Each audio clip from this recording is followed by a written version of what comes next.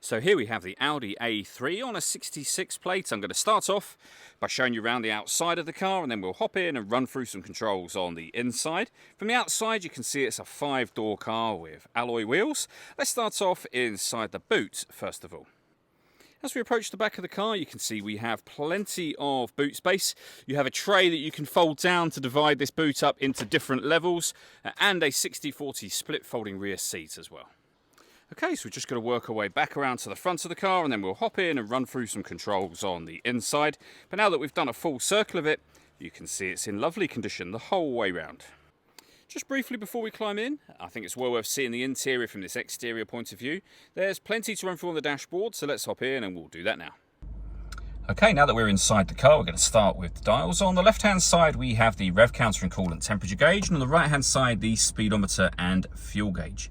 In the centre, you can see the total miles for this car. They are 53,163. You can change information that is displayed up there for various different things, as you can see, including your digital readout for the speedometer. If we back out to the steering wheel, the buttons I was using just a second ago are here. Over on the right hand side, we have your stereo and phone controls. We've also got cruise control underneath here as well.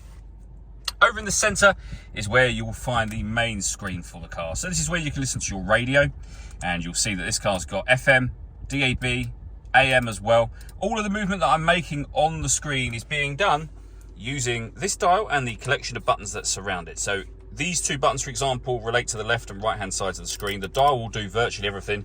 You can access certain menus directly from this button here, and of course your main menu from there. So on the main menu, we've already established the radio is just there. You can rotate the dial to media, push it down. The button just here, or the symbol just there, is relating to the button on the left. Give that a push and you'll see all the different ways you can listen to your own music.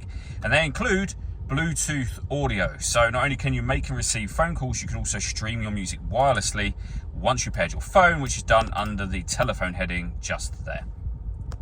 Below that, we have various buttons, one of which will close that screen away. So for nighttime driving, potentially, and it'll open it up again, as you've just seen. We've got our traction control we can turn on and off, our hazard warning lights.